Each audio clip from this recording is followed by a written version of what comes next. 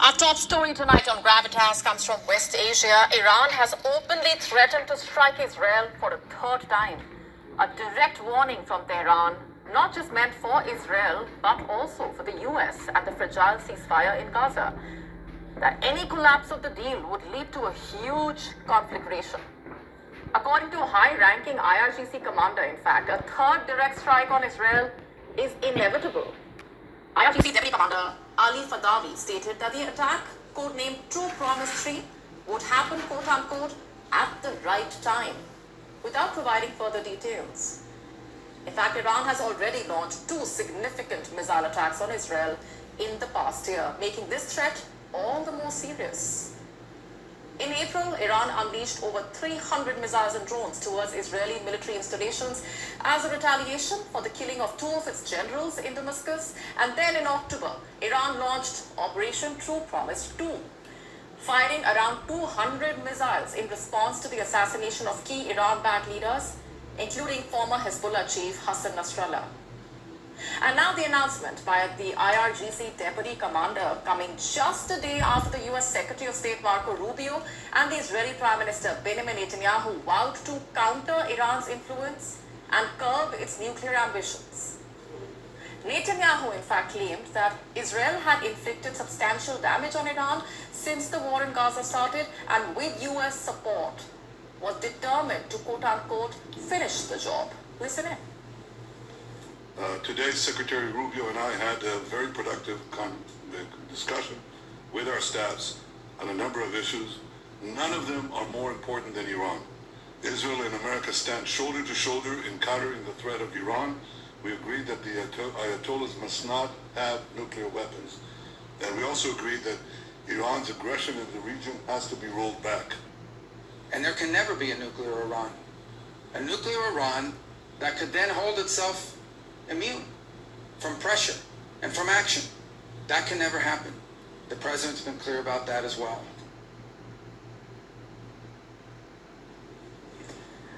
Rubio and Netanyahu's comments just weeks after US President Donald Trump also reinstated the maximum pressure campaign to prevent Iran from obtaining nuclear weapons. The campaign aims to cut Iran's oil exports down to zero in order to stop Tehran from obtaining a nuclear weapon. Meanwhile, Iran has immediately fired back to Rubio and Netanyahu's comments. Iranian Foreign Ministry spokesperson, in fact, dismissing US and Israeli threats, stating, quote-unquote, they cannot do a damn thing to Iran, quote-unquote. Threatening others is a blatant violation of international law and the UN Charter. Also, when it comes to a country like the Islamic Republic of Iran, the response is clear. They cannot do a damn thing. Now the thing is, as the tensions continue to escalate, Iran's supreme leader, Ayatollah Ali Khamenei, has issued a major warning, stating that Iran is fully capable of defending itself against any attacks by enemies. And Iran is not alone, by the way. Yemen's Houthis have also pledged military action against Israel. Their leader, Abdel Malik al-Houthi, stated in a televised speech last week that the Houthis are ready to intervene at any time if Israel violates its ceasefire agreement with Hamas and resumes its offensive in Gaza. With multiple fronts heating up, Israel is finding itself in a rather increasingly precarious position. Meanwhile, in Lebanon, a critical ceasefire deadline has come and gone. Israel was supposed to complete its military withdrawal from South Lebanon as part of a US brokered agreement with Hezbollah in November last year. However, just hours before the February 18 deadline expired, Israel announced that it would maintain a presence at 5 strategic positions along the border. According to reports, in fact, these locations situated on high ground overlooking Lebanese territory are seen as vital to Israel's security. Netanyahu justified the decision, insisting that Israel will do whatever is necessary to enforce the ceasefire. Under the original agreement, Lebanon's military was to take control of the region alongside UN peacekeepers. But with Israel refusing to fully pull out, the possibility of renewed clashes with Hezbollah remains high. Iran's threat of another strike combined with mounting tensions in Lebanon and Gaza, raising the stakes further. How will Israel, the US, Iran, West Asia navigate this? One thing as of now is certain: any miscalculation could have devastating consequences. To stay up to speed. This is the book of Jeremiah, chapter 28 and verse 8. It reads, "The prophet that had been before me and before thee of old prophesied both against many countries and against great kingdoms, of war and of evil and of pestilence." Hey, shalom, shalom, shalom, shalom. This is the brother Kahan from the GMS Prophetic Vibration Camp. Alright, in Trinidad here, with another edification through the power and spirit of Yahweh Ba'ashem Yahushai. So first and foremost, call Halayam. La Allah Yanawa, Yahweh Ba'ashem Yahushai. Ba'ashem Rakaha Kodash. Barakata Yahweh, Barakata Yahushai, Barakata Yahweh, Barakata Yahushai, Barakata Yahweh. Barakata Yahushai. Double honors unto the apostles, elders, and bishops, a great millstone that rule well. Double salutations unto the brothers who preaching and teaching this truth, show the four corners of the earth, risking their lives and their freedoms to do so no more than ever. Shalom unto the speckled Israelites, and shalom unto the very few, but faithful Akwat, which is the sisters. Who say war? Yeah? Who say war? This is the second installation of Who Say War. Yeah, who say war? Yeah? It's war, war, and more war that is going to lead up to what? The up and coming Third World War. That's where it is, man. Can't get away from that. Can't get out from that. Yeah? That's where it is. Yeah? The up and coming Third World War. It's coming, and it's coming fast. You understand? It's coming, and it's coming fast. Alright? The bully, the big bully, Amalek, which is these Israelis, along with the next big bully, America. Alright? Their time is cutting short, man. Their time is cutting real short. The Lord is bringing it to an end. Yahweh Hashem Yahushua is bringing every single thing to an end. Alright? And it's going to end with violence and bloodshed. And the Lord is going about it perfectly by letting America and Israel fall right into that trap, which is Iran. Pursuant to Jeremiah 50:24. Yeah. The Lord had laid a snare for them, and they was not aware. Babylon was not aware. Alright? And who is leading them into that snare? Who is leading them into that snare? Let's see now.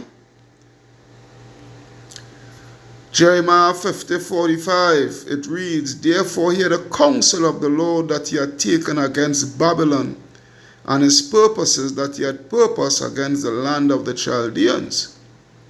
Surely the least of the flock shall draw them out. Surely he shall make their habitations desolate with them." So the Lord is leading them into that trap by using Israel, the least of the flock, Amalek, to draw out America into going out to attack Iran, alright, to bring about this Third World War, man. Alright?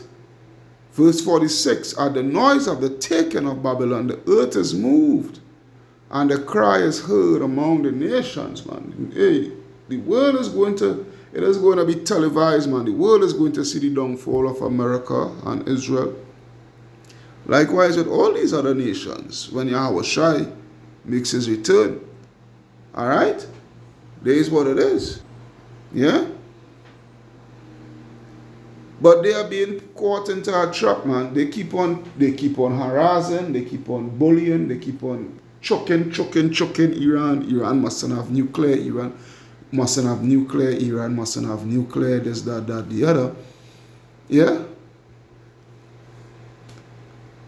And hey, that is the route. That is the route that the Lord is making them take. Iran. Iran mustn't have nuclear. Iran mustn't have nuclear for them to, to justify. They keep on using the media and they keep on pounding it in the heads of the masses of the world, playing on your emotions and this and that and the other and the other and the other. All right, Iran mustn't have nuclear. Iran is a rogue nation. What not so forth, so forth, so forth. Iran. Hey.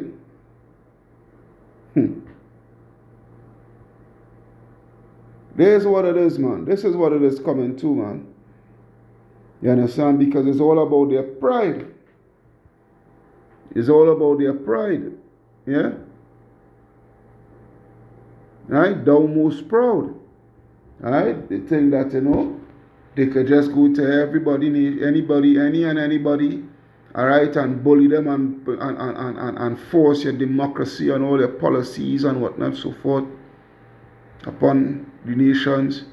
All right, but they have to realize that there are particular nations that is not going through that. They're not taking that sort of intimidation. All right, they're not taking that sort of intimidation. And Babylon, along with Amalek, they're going to learn the hard way. They're going to learn the hard way, and give praises to Yahweh Ba'ashem Yahushai for that. Alright, we give praises to Yahweh Ba'ashem Yahushai for that. Alright, the Lord kept his promise pursuant to Revelation. Let's take a look at that. That is why they say, show me one prophecy that had failed in the scriptures. Yeah? Show me one prophecy that had failed. Revelation 9 and 12, it reads, one woe is past, and behold, there come two more woes hereafter. This was World War I. Alright? This was World War I. Yeah? This was World War I. Alright? When I go to Revelation 11 and 14, it reads, the second woe is past, and behold, the third woe cometh quickly. And this is what we are seeing. This is what we are seeing. The building stages, the foundations being laid. The foundation is being laid for this up and coming third world war. Alright? And as I said, Iran is that trap. Iran is that trap that is set, that the Lord has set precisely, in order for Babylon to, in order for Babylon and whatnot, Babylon and Amalek, Esau, Edom on the whole, to fall into that trap, man. Yeah? That trap is set nicely. Because what you have to realize is that this is the judgment of Esau, Edom, starting with Amalek. Alright? Starting with Amalek. Alright? Because the Lord vowed that he would have war with Amalek, man.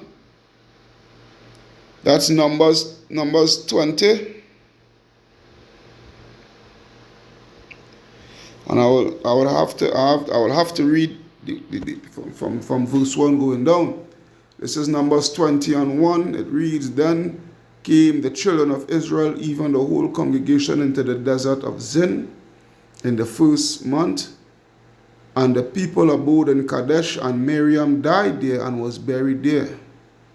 And there was no water for the congregation, and they gathered themselves together against Moses and against Aaron. And the people trod with Moses and spake, saying, with Yahweh, that is it 20, right?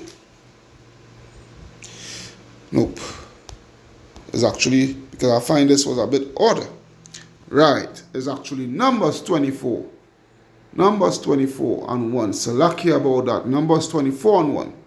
And when Balaam saw that it pleased the Lord to bless Israel, he went not as other times to seek for enchantments, but he set his face toward the wilderness.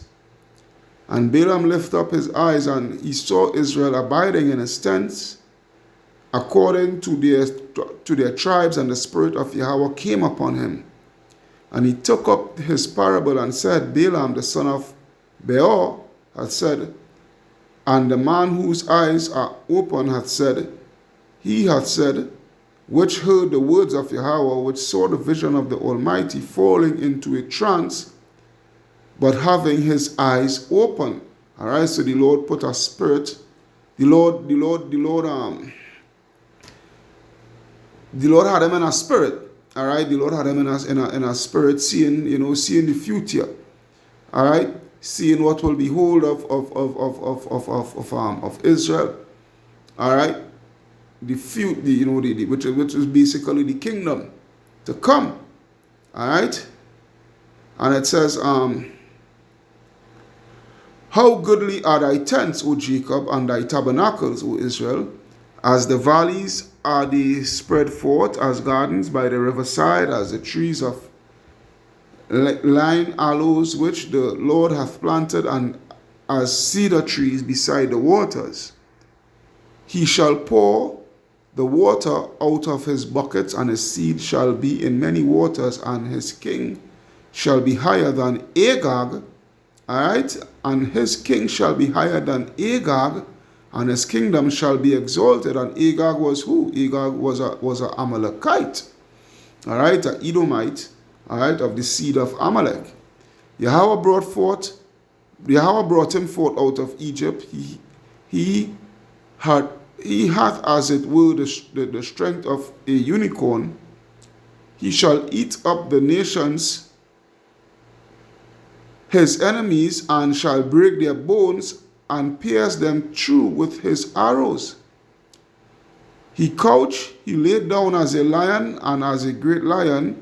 Who shall stir him up? Blessed is he that blessed thee, and cursed is he that cursed thee. And Balak's anger was kindled against Balaam, and he smote his hands together. And Balak said unto Balaam, because Balak was who? Balak was an Edomite, an Amalekite. All right?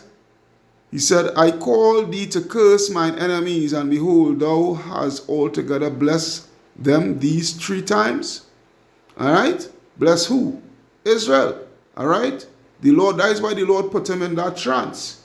All right? The Lord put him in that trance, put him in that spirit. All right? For him to bless Israel and not curse Israel. Therefore, verse 11, therefore now flee thou out thy place. I thought to promote thee unto great honor, but lo, the Lord hath kept thee back from honor. And Balaam said unto Balak, spake I not also to thy messengers which thou sentest unto me, saying, if Balak would give me his house full of silver and gold, I cannot go beyond the commandment of the Lord to do either good or bad of mine own mind? But what the Lord said, that will I speak. Verse 14, and now, behold, I go unto my people. Come therefore, and I will advertise thee what this people shall do to thy people. Yeah, what this people shall do to thy people in the latter days. And he took up his parable and said, Balaam, the son of Beor, has said, and the man whose eyes are open had said, he had said, which heard the words of Yahweh, and knew the knowledge of the Most High, which saw the vision of the Almighty falling into a trance, but having his eyes open, he said what? I shall see him, but not now. I shall behold him, but not nigh. Who is that? That is speaking about Yahweh Shai. All right?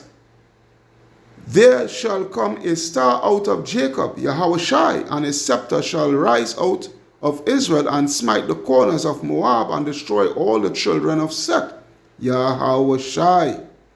Verse 18. And Edom shall be a possession. Yeah? Edom shall be a possession. Seir also shall be a possession for his enemies. And Israel shall do valiantly. Out of Jacob shall come he that shall have dominion, and shall destroy him that remaineth of the city. And when he looked on Amalek, he took up his parable and said, Amalek was the first of the nation, the chief of the nations, man. The chief of the heathens. This is Amalek. This is who Amalek is, the chief of the heathens. But his latter end shall be that he what? That he perish forever. All right? And this is what is going to take place. All right? That's why the Lord is setting that trap there by the way of Iran. Yeah? By the way of Iran. Yahweh Hashem Yahushua is not playing, man. Alright, he is not playing. This up and coming Third World War is nothing to play with. Alright, it's something that it is going to take place. Because this up and coming Third World War is the destruction, the coming destruction of Esau, Edom. Yeah? Exodus 17. Let me think, I think from 14 or 11. Let me see something. I will start from verse 8, Exodus 17 and 8. Then came Amalek and fought with Israel. Alright, in Rephidim. And Moses said unto Joshua, choose us out men and go out, fight with Amalek. Tomorrow I will stand on the top of the hill with the rod of Yahweh in mine hand. So Joshua did as Moses had said to him, and fought with Amalek. And Moses and Aaron and Hur went up to the top of the hill. And it came to pass, when Moses held up his hand, that Israel prevailed, and when he let down his hand, Amalek prevailed. But Moses' hand was heavy, and they took a stone and put it under him. And he sat thereon, and Aaron and Hur stayed up his hands, the one on one side and the other on the other side, and his hands were steady until the going down of the sun. And Joshua discomfited Amalek and his people with the edge of the sword. Who is Amalek? Again, those Ish people, all right? Those Ish people, those people in the Holy Land that call themselves Jews but are not.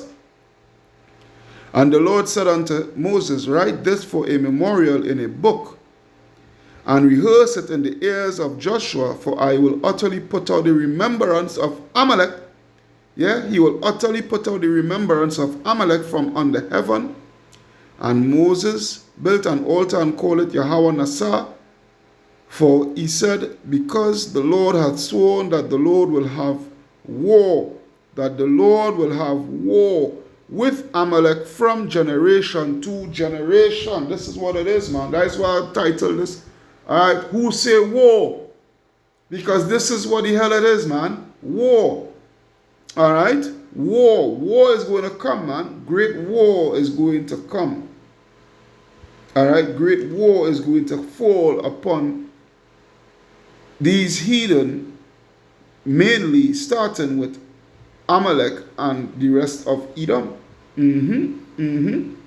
There's what it is. Right? And I'm going to leave with this last scripture here because I had to go on the plantation. Alright, I got to get ready to go on that plantation, which is Second Esdras 15 and 28. Alright, let's get that. Second Esdras 15 and 28. This is the prophecy of this up and coming Third World War. Alright, and the destruction of America. Alright, America is coded here, code name Assyria, pursuant to the scripture. Alright, this is the destruction that is about to take place, man. Alright, Second Esdras 15 and 28, behold, an horrible vision, and the appearance thereof from the east, where the nations of the dragons of Arabia shall come out with many chariots, Alright? These Ishmaelites, man. These Ishmaelites. Alright? And the multitude of them shall be carried as the wind upon the earth, that all they which hear them shall fear and tremble. Also the Carmanians. Who are the Carmanians? Go do your research. The Iranians. Alright? The Persians. Yeah? These people. Yeah? Go do your research on who are the Carmanians. Alright? The Lord is not playing, man. The Lord Yahweh Ba'ashem Yahushua is not playing. That's why I'm coming back to it. That's why when I go up to verse 1, 2nd Ezra 15 and 1, it reads, Behold, speak thou in the ears of my people the words of prophecy which I will put in thy mouth, saith the Lord, and cause them to be written in paper, for they are what? For they are faithful and true. And we are seeing the trueness of this word coming full light, full term. Alright? We've seen it coming full term. Alright? So it says here also the Carmanians, verse 30. I'm jumping back down to verse 30. Also the Carmanians raging in wrath shall go forth as the wild boars, alright, of the wood, and with great power shall they come and join battle with them, and shall waste a portion of the land of the Assyrians. So which means what? This is showing it that the Ayatollah Ali Khamenei of Iran, the supreme leader, he is going to revoke that fatwa concerning, alright, the prohibiting of the construction of nuclear weapons by the Iranians. He is going to revoke that fatwa. He is going to revoke that fatwa, and the Iranians, they will build it, alright, and they will destroy America, man. Alright, and then shall the dragons have the upper hand, remembering their nature, and if they shall turn themselves, conspiring together in great power to persecute them, then these shall be troubled and keep in silence through their power, and shall flee.